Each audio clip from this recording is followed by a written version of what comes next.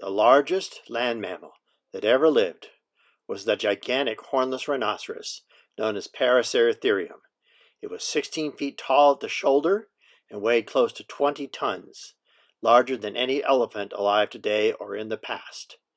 It probably fed on the tops of trees because its neck was so long, but its teeth were low-crowned for eating soft vegetation. It is usually reconstructed as a gigantic version of a modern rhinoceros, with a long neck and long legs. But if you look closely at the skull, the nasal notch is deeply retracted, indicating it had a small proboscis, and its great size would have demanded that it have ears the size of an elephant in order to get rid of its excess body heat. The first specimens of this enormous creature were excavated in Pakistan around 1911 and named by Sir Clive Foster Cooper as Paraceratherium. Within a few years, other specimens were found, and Paraceratherium was joined by names like Indricotherium and Balucotherium. However, modern paleontologists do not regard all these names as valid, so Paraceratherium is the first name given to these rhinos, and that is the proper name for them. The most spectacular specimens were found in Mongolia, thanks to this man here, Henry Fairfield Osborn, who was president of the American Museum of Natural History in New York. He was hoping to find the remains of early humans in Asia, where he thought humans originated, and so he put together a gigantic campaign funded by rich donors to travel to Mongolia and collect fossils. He put in charge of this expedition a man by the name of Roy Chapman Andrews, the famous explorer, who is the model for Indiana Jones. But the actual paleontology was done by this man, Walter Granger, not nearly so colorful, but much more competent. Starting in 1922, they mounted 7 expeditions during the 1920s to Mongolia, supported by a huge caravan of camels, but the scientists rode in Dodge trucks across this barren, forbidding landscape, looking for fossils. They found many fossils of dinosaurs, of course, and yet the fossils we're going to be concerned with were the ones of fossil mammals. They crossed much of Mongolia looking for fossils, but in the Shan gold beds, which were about 32 to 20 million years old, they found enormous bones of this rhino that previously only been known from Pakistan. The most amazing discovery, however, was the discovery of a limb bone embedded in the rock vertically, standing in place. Walter Granger had a hunch, so he paced off several distances around that limb bone and then dug in and found all 4 limbs standing vertically where they had died. The animal had died in quicksand, and his legs had been buried while the rest of the skeleton was weathered away or eaten by predators. Indricotheres like Paraceratherium were found all over Asia, from 20 million years ago to 32 million years ago, not only in China, but also in Russia, where the most complete skeleton of this specimen was found, now on display in Moscow. This came from the area above the Aral Sea, right on the border between Russia and Kazakhstan. It's also possible to find them in other places, like this specimen from Turkey.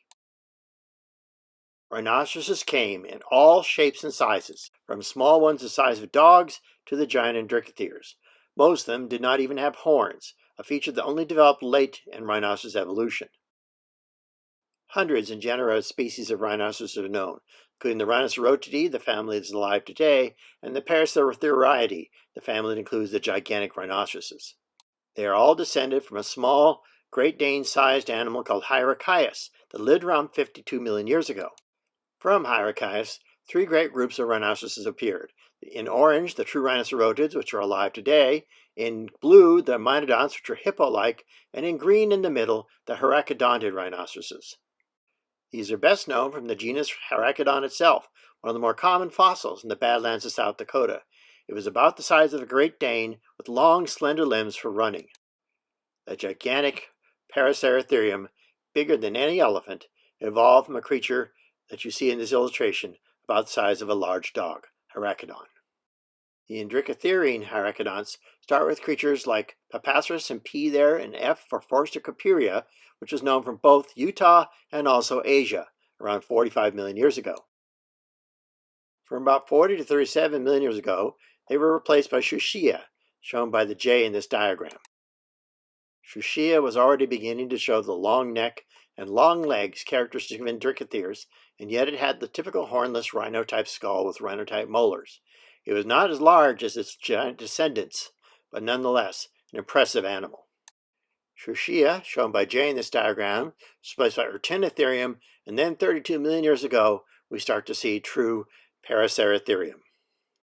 One of the striking features of Paraceratherium is that it's larger than an elephant, weighing 20 tons, and yet, unlike an elephant which has stumpy toes and fingers to support its great weight, Indricotheres have long, slender toes and fingers.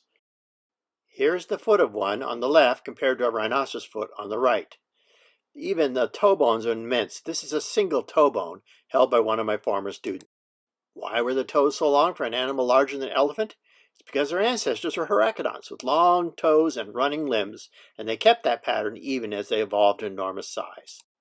Over the years, many more specimens have been found in China, which have been given names like Aralatherium and Trypanotherium, but most Western scientists agree that they are just a single genus, Paraceratherium, that have been oversplit into too many genera and species. So why, after 30 million years, did they all vanish? There's a possibility it was just due to climate change, or possibly the competition from Gomphothere mastodons, which first migrated from Africa around 18 million years ago. It's also possible they encountered huge new predators, like the giant Amphicyon bear dogs, that drove them to extinction. Paraceratherium was definitely larger than the living elephant, but wasn't the largest land mammal that ever lived. There are some who argue that some of the largest of the mammoths, like Mammuthus trogontheri, might have been even larger in bulk, if not in height. And the enormous proboscidean Dinotherium with the downward curved tusks was also on the same size range. They were by no means as large as the largest dinosaurs, the big sauropods, and of course, the blue whale is the largest animal of any kind that has ever lived, and dwarfs them all. They are a truly amazing group of animals that have never had anything like them that has ever lived since then. For more information, check out my book, Rhinoceros Giants, and learn more about them.